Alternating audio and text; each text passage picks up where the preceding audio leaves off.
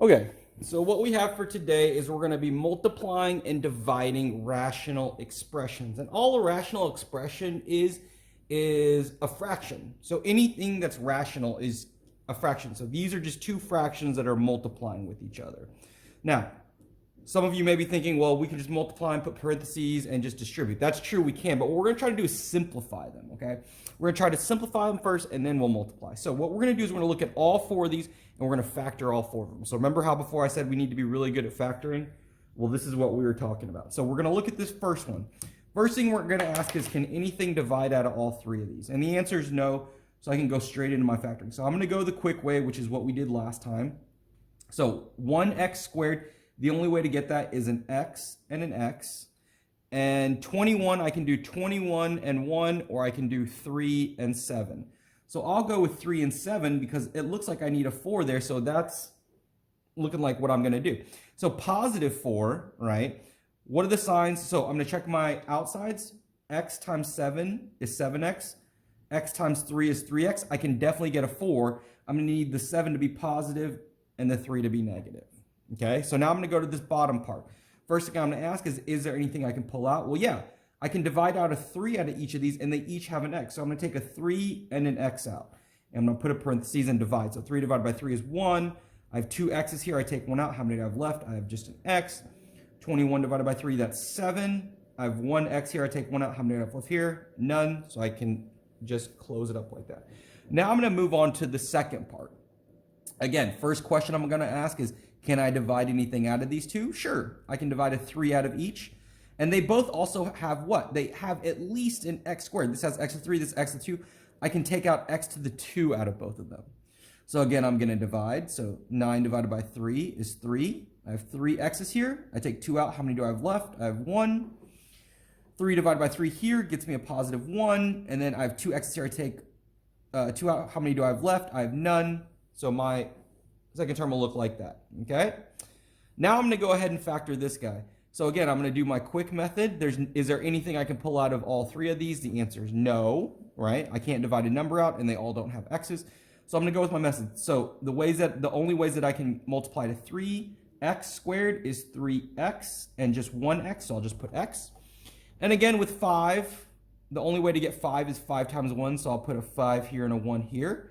I'm going to check my outsides. 1 times 3x gives me 3x. 5 times 1x gives me 5x. Is there any way to get a 16 from that? Darn it, no. So I'm going to have to switch this around. So I'm going to go 1 here and 5 here. So again, check my outsides. I got 15x.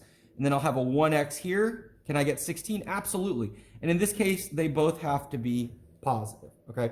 So now we've done all of our legwork, and we're ready to do the fun part, which is we're just going to cancel a bunch of stuff out. So this is the order I want you to doing canceling stuff out. Anything in a parentheses we're going to save for second, okay? What we're going to look first are numbers or letters that are by themselves, okay? So this 3 and this x, even though they're next to each other, are singles because they're not inside a parentheses together. They just happen to be next to each other, okay?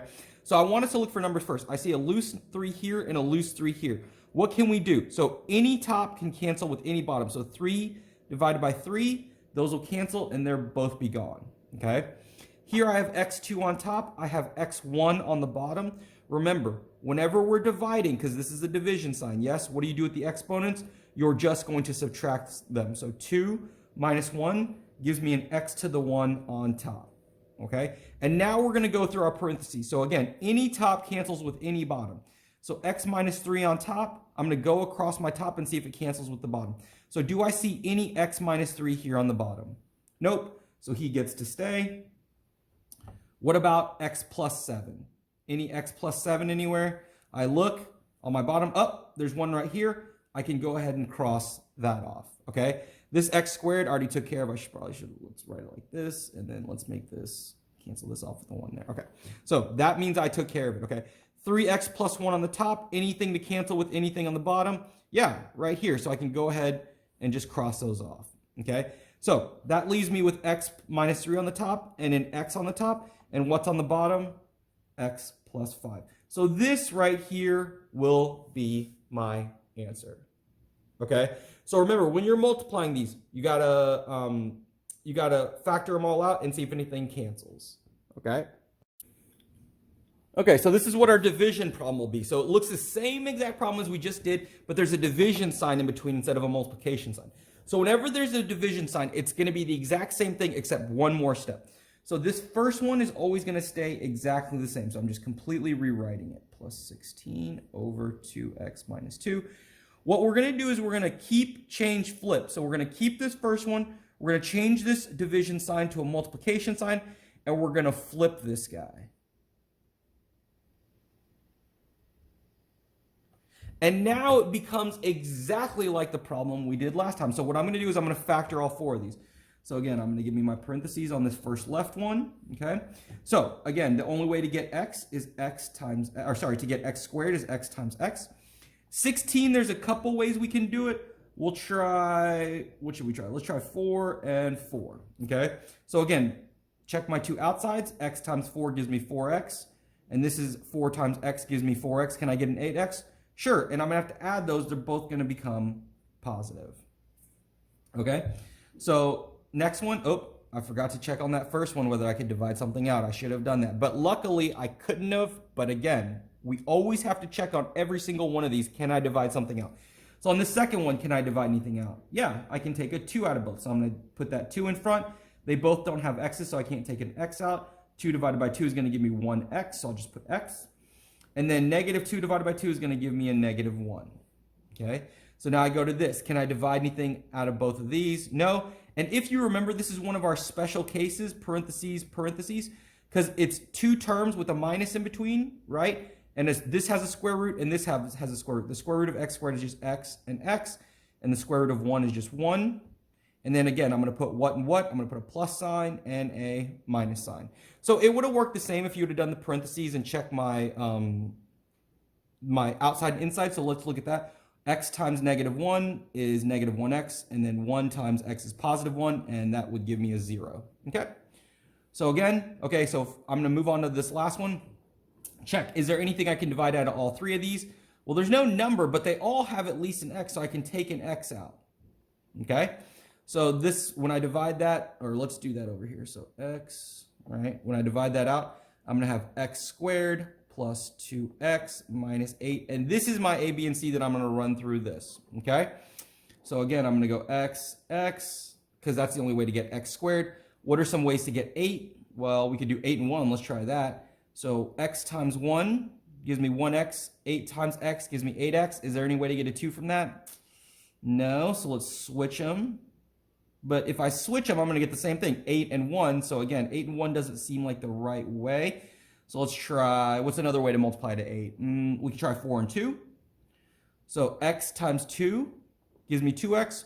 4 times x gives me 4x. Is there any way to get a 2? Sure, you could do 4x minus 2x. So I would need a positive 4 and a negative 2 here. Okay?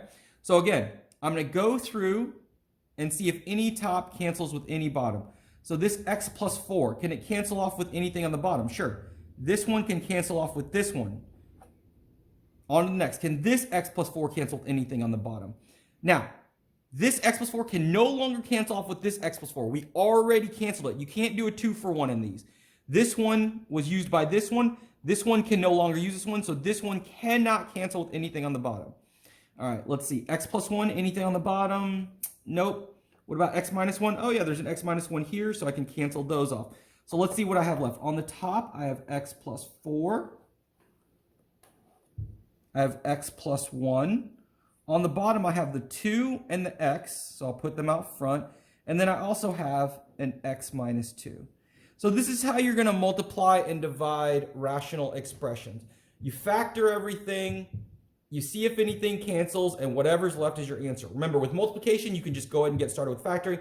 With division, we're going to keep, change, flip. You keep the first one, change this division to multiplication, and you're going to flip that second one, and then you're going to start working through it. All right? So that's what we got for today. Let's go.